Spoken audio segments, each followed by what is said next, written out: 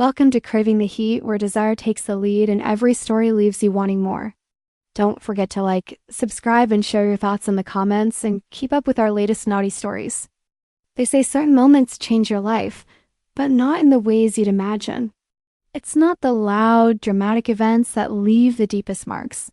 No, it's the quiet ones, the ones that slip in unnoticed, like a whisper in the middle of a storm.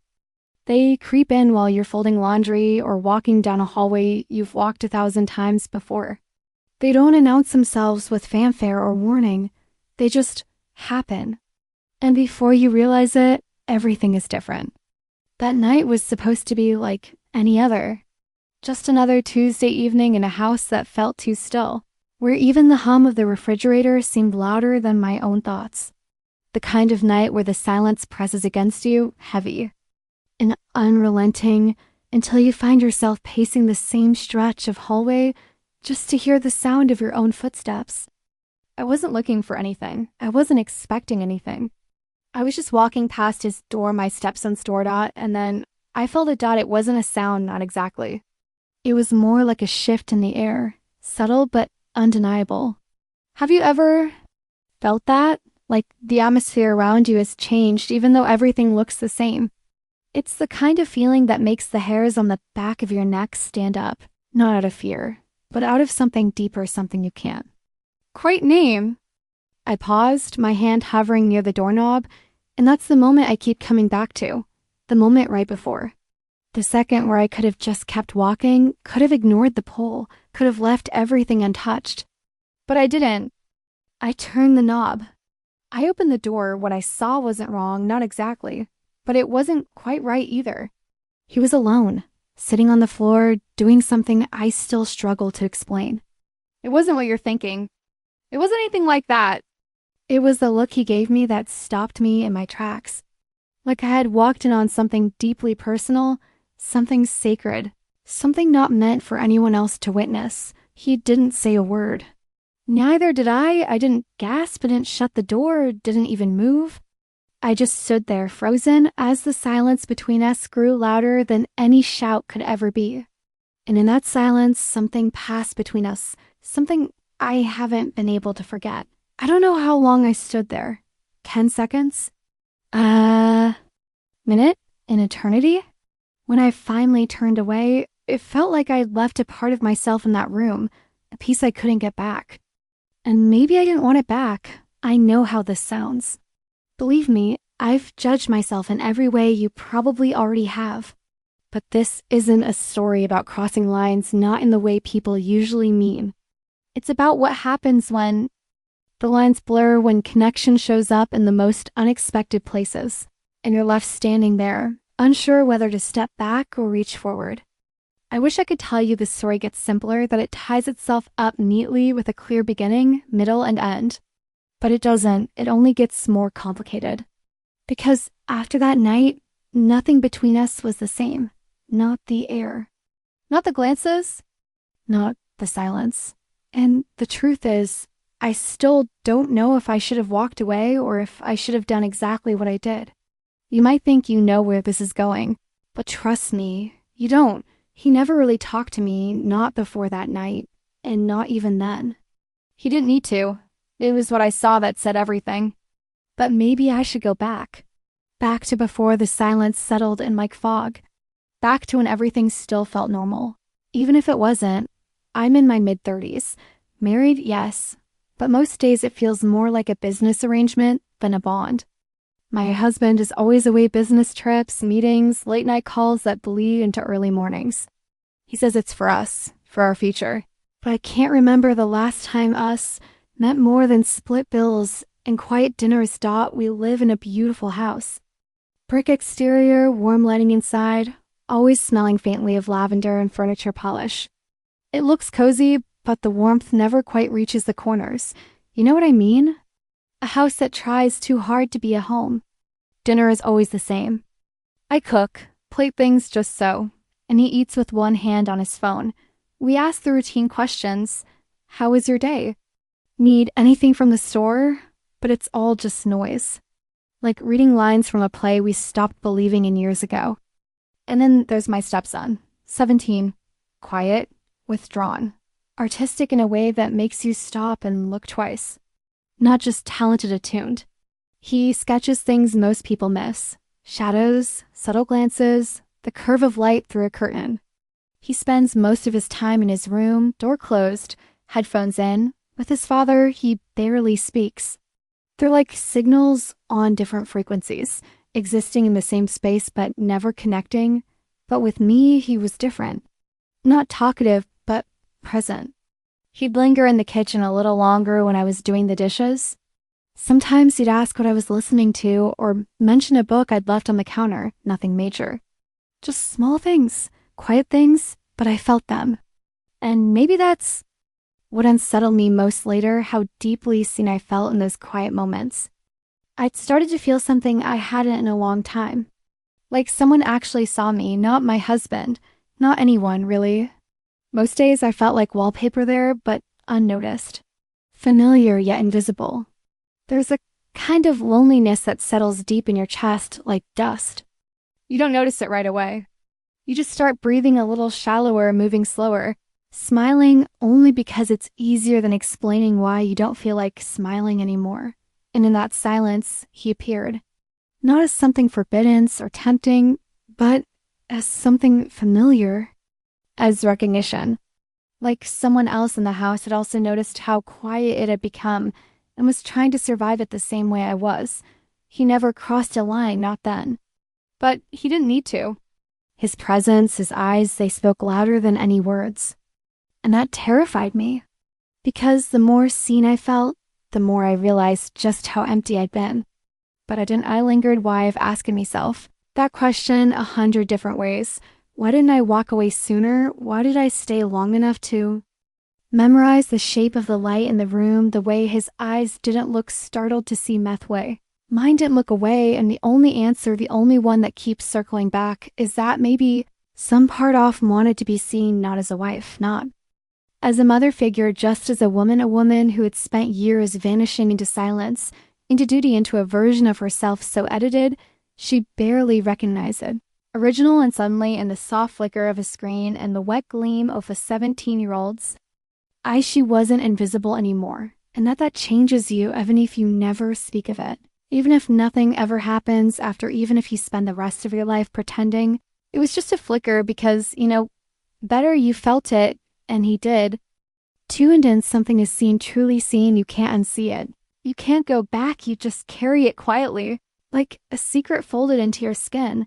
The only explanation I can come up with, the one that keeps me up at night, is that some part of me wanted to be seen, not to shed net taken, just seen. It wasn't about lust, not then it was about recognition, two people under the same roof, finally noticing each other, realizing each other for the first time, because honestly, I hadn't felt seen in years. I'd become background noise in my own life. The woman who cooked, cleaned, and smiled when she didn't feel like smiling, the one who listened but was never really heard. And then there was him, this boy who barely spoke, looking at me like I wasn't invisible. Like I wasn't just his father's wife or someone, in the way he looked at me like I was real. I know how that sounds. I know how it looks from the outside, but from inside it didn't feel wrong. It felt tragic. Like two people drifting alone through the same space who just happened to find each other in a moment. Neither of us planned, for I tried to keep moving the next day. Tried to pretend none of it happened, made coffee, folded towels, but everything fell off like the floor beneath. Me had shifted, just enough to throw everything else out of place, and every time I passed his room, my heart would catch, no doubt of fear, but from the ache of something unfinished. I didn't know what to do with that, I still don't, because something changed that night. In him and me and Theo between us, and once something shifts like that, it's almost impossible to act like it hasn't. It started small, quiet, there. Moments that only meant something if you were already paying attention. He'd linger in the room. Ask it longer after everyone else left. When I was in the kitchen, he passed behind me. Close, maybe too close, but not close enough to be sure. Our hands brushed a few times, reaching for the something. Just a second, just enough to make me catch my breath. Enough to make me wonder, was that on purpose? And maybe worse than that, did I want it to be? I never said much. I could feel his eyes on me, not in a bold, obvious way, in a quiet, steady way, like he was learning me, memorizing things. I didn't even know I was showing. I catch him standing in doorways, pretending to scroll through his phone while I wash dishes, just there, not saying a word close enough for me to feel, and I didn't stop him. I didn't step away one afternoon while tidying the living room. I saw his sketch pad left open on the coffee table normally. I wouldn't touch it, but the way it was left, just sitting there, pages open, it felt intentional, like it was waiting. I picked it up, and there I was, drawn in pencil in his careful quiet strokes, not posed, not made up, just me sitting at the kitchen table, head tilted, eyes somewhere far off, and it wasn't the drawing that stopped me cold, it was the expression on my face. I was smiling, not a polite, forced, and alive one. I wore like armor around my husband, a real smile, soft open, and I couldn't even remember the last time I'd looked like that. I stared at it for a long time, long enough for guilt to settle in my stomach like something spoiledy. Whispered to myself, it's just a drawing. He's just a boy, but deep down, I knew it wasn't just a drawing, and I didn't feel like just anything. The worst part, I didn't feel disturbed. I felt seen. I closed the sketchbook and put it back exactly as I found it. I didn't sign anything, not to myself, but that night, I dreamt of the version of me in that drawing, the one who still had a light in her, the one who didn't flinch when someone really looked at her. After that pretending got harder, the space between us felt different, charged, like something invisible was always hanging there waiting. He'd walk into a room, and I'd feel it before I even saw him, like my body noticed. Before my mind caught up, like I'd been tuned to his presence. Somehow, I thought about confronting him, asking him what that drawing meant, why he looked at me like that, why he lingered in my space and never said a word, but part of me didn't, because I was afraid he'd stop. My husband had flown out that morning, another last-minute meeting in Chicago. He kissed me goodbye, didn't quite meet my eyes, and promised to call. He didn't. The house didn't feel emptier without him, just heavier, like all the unsaid things between us were finally taking up real space. Now that he was gone, it was late past midnight. The rain had stopped, but air still felt thick and wet. I hadn't even tried to sleepy. Wandered the hallway barefoot, pretending I was checking the windows. Really, I was just listening bits when I heard it, low music, faint, coming from his room. The door was cracked open, just enough for a sliver of light to glow against the carpet. I should have walked past. I knew that, but I heard it. My name, soft, barely there, like it had gotten caught in his throat before it never reached the air. I froze, and before I could talk myself out of it, I stepped closer. I pushed the door open just slightly more. He was sitting at the edge of his bedshirt, off, headphones draped around his neck. His eyes found mine before I could say a word. I hadn't even fully stepped inside when I felt it, something in the air, not tension like anger, but tension like gravity. Like we were both holding our breath and didn't realize that. I didn't say a word, neither did he. I stood there, the hallway light behind me casting a soft glow into the room. His face was illuminated only by the bluish light of his laptop, and still it didn't look away. The silence wasn't empty, it was full of everything. When it said full of moments we hadn't dared to name, the weight of glances that had lingered too long, the memory of that sketch therein that night. I walked in slowly, not thinking, just moving. I stood in the middle of his room, uncertain why. I hadn't turned around. He shifted like he might stand, like he was waiting for something, some sign, and I gave it, not a touch, not a word, just a look that said I'm here. He stood slowly, and for a second we're inches apart, close enough to feel the warmth of the other, close enough to hear each other breathe, but we didn't move. We didn't cross anything physical, but emotionally we crossed something. I felt it in my chest and missed him, and the way my hands trembled at my sides. He didn't touch me, I didn't touch him, but we crossed something. I just don't know what to call it. When I finally left his room, the hallway silence screamed louder than any argument I've ever had. I lay in bed that night, eyes wide open. I didn't cry, didn't pray. I didn't even blink for what felt like hours, because I knew whatever line we were once tiptoeing around was gone. Now we were somewhere else entirely, and there was no going back. You won't believe what came next. Subscribe to Affair Revealed. You'll want to see this. The morning after was quiet, not peaceful, not calm, just hollow, like the house had swallowed its own voice. I got up before anyone else. I don't know why, maybe to pretend I still had control over something. I made coffee, scrambled eggs, burnt the toast. I moved like I had a script in my head, step by step, open drawer, closed fridge, pour tea. But my hands were shaking. I couldn't stop them, not even when I pressed my palms to the counter and tried to breathe. He didn't come into the kitchen that morning, not like he usually did. No lingering near the doorway, no quiet presence behind me, no sketchbook left on the couch. He stayed in his room and the door stayed closed. I didn't knock. I didn't need to when I passed him in the hallway later. He didn't look at me, not even for a second. He kept his head down, walked past like I wasn't there, and somehow that hurt more than anything else. I wanted to say something, anything to break the quiet, but I didn't. Was afraid of what might come out of my mouth, afraid of what I might want to say. That afternoon, my husband came home, the sound of his suitcase hitting the floor felt deafening. His voice boomed louder than usual. His footsteps echoed more sharply. The house felt smaller with him and it tighter, like the walls had shifted overnight. He kissed me on the cheek, said something about delays and bad. Weather smiled or tried to, but it felt like dragging a stone across my face. Hadn't noticed, he never. As I made dinner, the three of us sat at the table like always, plates clinking, forks scraping. The only thing missing was conversation. My husband talked about a client numbers projections. I nodded at the right times. My stepson didn't speak, barely touched his food and me. I just stared at my plate. I couldn't taste a thing. Every time I looked up, I caught myself searching for his eyes, just to know if he still felt it, if he wavering to forget it too. But he never looked at me. Notice, I thought maybe it would fade, that if we gave it time, it would dissolve into nothing, blur like a dream. Just one moment in a sea of quiet ones. But it didn't. The silence between us didn't fade. It thickened, hardened, like glass between two people who once shared the same air. I told myself I was doing the right thing by saying nothing, that silence was safer than truth. But truth has a way of sitting heavy on your chest when no one's looking. I thought distance would dissolve it, but silence only makes some things louder. I haven't told anyone, not a soul, not because I'm trying to protect them or myself, but because I don't even know where I begin. How do you confess something that never technically happened, but still changed everything? How do you explain a moment that didn't cross a line, but somehow erased one every night since? I lie awake staring at the ceiling, wondering if I was supposed to stop it sooner, or if I was already too far gone by the time I even noticed it was happening. I question everything. Was I the adult in control, or the one silently begging to be seen, to be saved? Some days, I think I did the right thing. I didn't touch him. I didn't say anything inappropriate.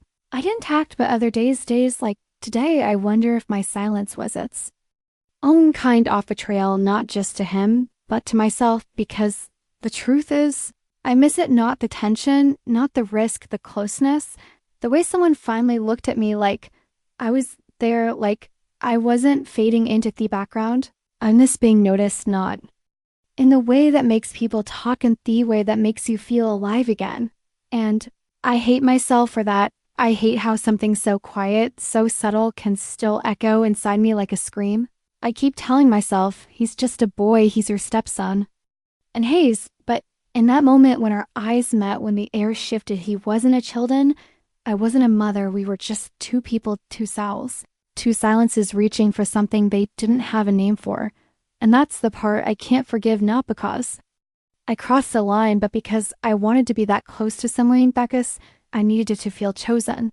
Just once, not as a wife, not as a stepmother, not as someone who was needed for what she could give, but as someone knew how mattered. I carry that shame with me, quietly, carefully. Some women carry regret like a stone, others carry it like a flame. I carry it like a mirror, because every time I look at myself now, I see the woman he drew, the one who smiled without realizing it, and I wonder if I'll ever be her again. Have you ever let something happen, not because you wanted it to, but because you didn't know how to say no to the silence inside you, that silence that grows when your life stops feeling like it belongs to you, when every word you don't say comes louder than the ones you do when your body is there, but your heart is somewhere else reaching. I didn't wake up wanting this. I didn't plan it, but I also didn't stop biting. Maybe that's what scares me the most, that part of me needed it. Not him specifically, but what he represented: presence, attention, that quiet pull of being seen again. And now I sit with it, all of it, the guilt, the confusion, the pieces of a story that never quite became a story, but still broke something inside Mezzo. I'm asking you, is this betrayal or something more complicated, something messier, sadder, something human? Tell me in the comments. Please, I need to know. I'm not alone in this, because silence It can make you feel like you're the only one who's ever slipped. And if stories like this stir something in you, if they make you think, ache, or remember, then like this video and subscribe to Affair Revealed. Because here we don't just tell stories of vulnerable the human heart desire doesn't knock wearing. Warning signs, sometimes it whispers some ease, it wears the face of someone who needs you, and sometimes it lives in silence between two people who never meant to meet like that. There are novel lanes in this story. No heroes, either just people. Lonely ones drifting through a house full of unspoken things. This story doesn't have a clean ending, no neat conclusion. No redemption wrapped in a bow, just echoes and consequences.